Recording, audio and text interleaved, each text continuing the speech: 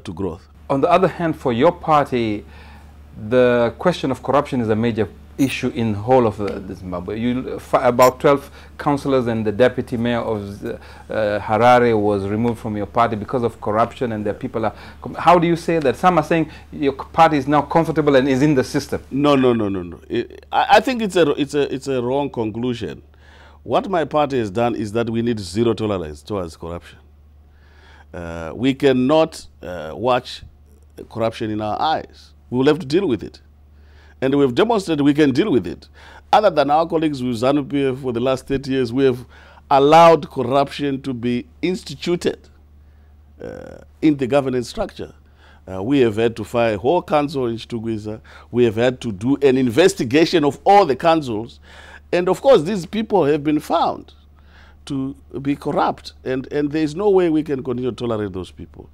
We would rather be on the side of the people rather than to be on the side of people who are corrupt. And a question of security, military, police and all that. Also, apart from, let's say, you're having problems with ZANU-PF, it looks like also the police, when there's demonstration, your party still has a problem. If you become president of Zimbabwe, what do you think can be done or at the moment? Let's accept the fact that historically, our security establishment came out of the liberation history, came out of the liberation struggle, and therefore their alignment is known. Their alignment with the ZANU-PF is known. But we are saying that it's 30 years after the liberation. The institutions have transformed dramatically over the last 30 years. They are no longer the same liberation fighters. This is a new infusion of new Zimbabweans who are professional, and therefore we must move away from this partisan position. And that's why even the GPA, it talked about national institutions. And these are national institutions, not party institutions.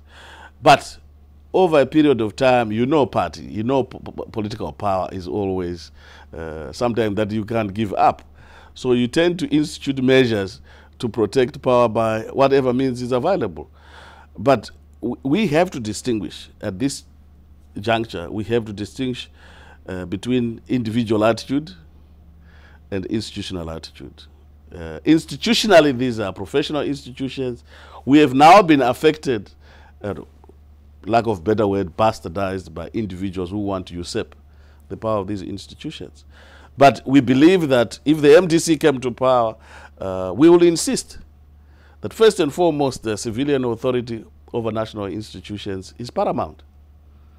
And secondly, that people have to be professional. We do not want to create another institution of the army, another institution. They are there. All we need is to change the attitude, the professional attitude, the professional roles that they have played. Abusing the people using state institutions is not acceptable. Coming back to the economy quickly.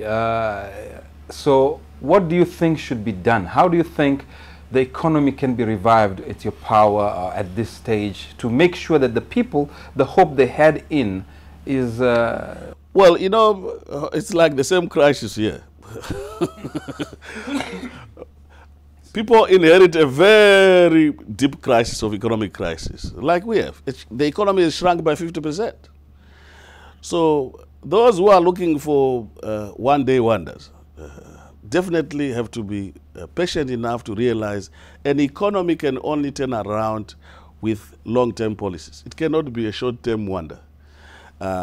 We have to invest in infrastructure, of course. Our infrastructure has not seen any investment for the last 10 years.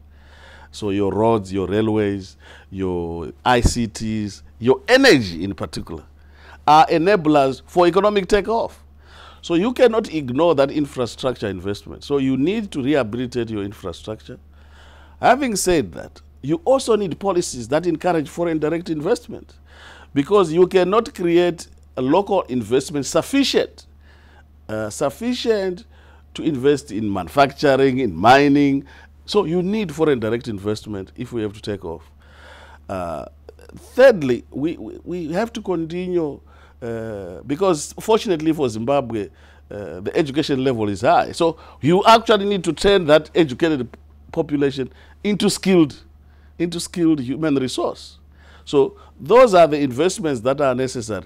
But to expect that investment and that policy reversal to deliver jobs tomorrow, we'll have to take a lot of patience. So what do you tell them now? Tell them, yes, this is where we are going. We are setting these policy measures in order to grow the economy. The economy has shrunk by 50%. And for us to get out of that out of that dip, we have to look at these areas, these policies, these policies, these policies. You may not enjoy it, I may not enjoy it, but we now need to change direction so that we can create a better future for our children. Thank you very much, Prime Minister. You're welcome.